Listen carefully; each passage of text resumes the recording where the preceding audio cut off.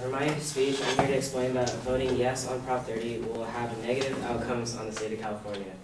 I'll talk about how our already high tax rates are being increased, how these generated revenues from our tax dollars are able to be used for non-educational state-approved programs, and that residential Californians with family-owned businesses would suffer if Prop 30 passes. So, first of all, if Prop 30 is passed, state sales tax and personal income tax rates will increase exponentially. Studies from the Tax Foundation in Washington, D.C. show that California is already a very high tax state. We have the second highest state income tax rate, as well as the highest state sales tax rate. If Prop 30 is approved, California will be by far the #1 state in income tax rates. It will be 21% higher than the second highest state, Hawaii, and 34% higher than Oregon. In addition, Prop 30 raises California's sales tax from 7.25% to 7.5%, a 3.45% increase over current law. Prop 30 also increases personal income taxes for people who annually earn over $250,000 over the course of the next 7 years. Columnist Deborah Saunders says, "I fear it will drive golden geese out of the state. Sure, most families earning $500,000 or more aren't going to move over a lousy $5,000, but moguls who make 20 times that and own multiple homes just might decide to migrate, and there go all of their tax dollars."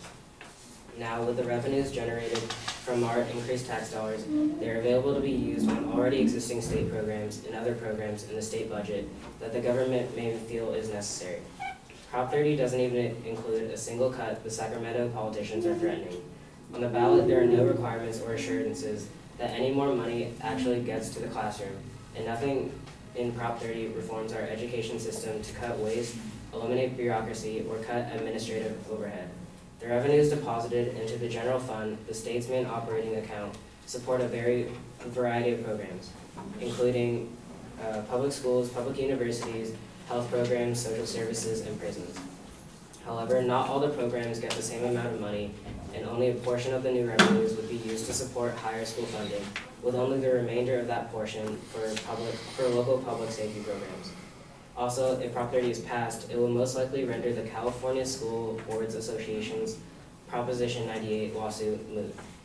Prop 98 requires a minimum percentage of the state budget to be spent on K-12 education and guarantees an annual increase in education in the California budget. Proposition 30 puts the state constitution language supporting the use of sales tax revenue to fund realignment. By doing so, passage will likely render moot CSBA's primary argument against transferring sales tax revenue out of the state general fund and not keeping the Proposition 98 guarantee where it would have been without that transfer. Finally, the residential Californians with family-owned businesses would suffer. According to the Howard Jarvis Taxpayers Association, Prop 30 is simply a tax increase for an already poorly managed state. We have a $15 billion budget deficit, a result of overspending, $500 billion in unfunded pension liabilities, a tax and regulatory climate that drives businesses away, wasteful and ineffective use of our tax dollars, and a political system unduly influenced by special interests.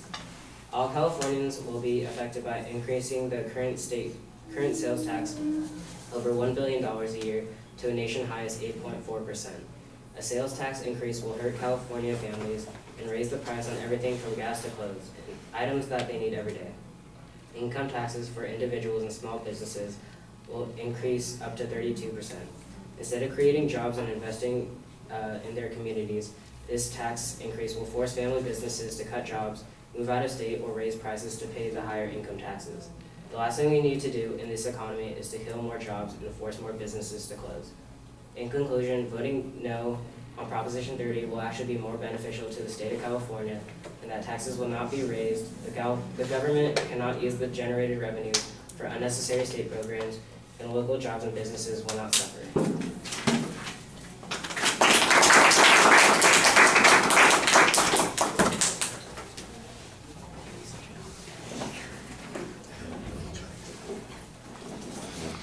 All right, well, you express your response as a counterclaim, and you then proceed to advance the argument without addressing any of the issues presented by the advocate on this argument. In essence, this is becoming kind of a proxy fight on the policy proposition of whether or not Prop 30 should pass, as opposed to the claim of fact that's being made by the advocate, whether or not the proposition will work, will it fix the problem. You have advanced a series of secondary claims, most of which are disadvantage arguments to the policy, but don't directly address the ability of the policy that the advocate's talking about to fix the problem. You talk about what the higher taxes would be, you kind of quantify them, you talk about some problems with the policy and the ability to control where the money goes.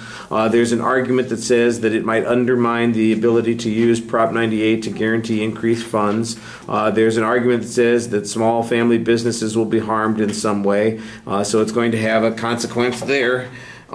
So, like I said, it's mostly a list of disadvantage arguments to the proposition as opposed to a response to the claims being made by the advocate.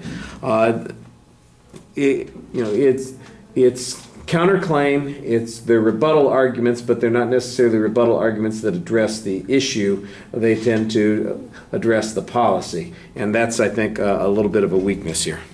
All right, thank you.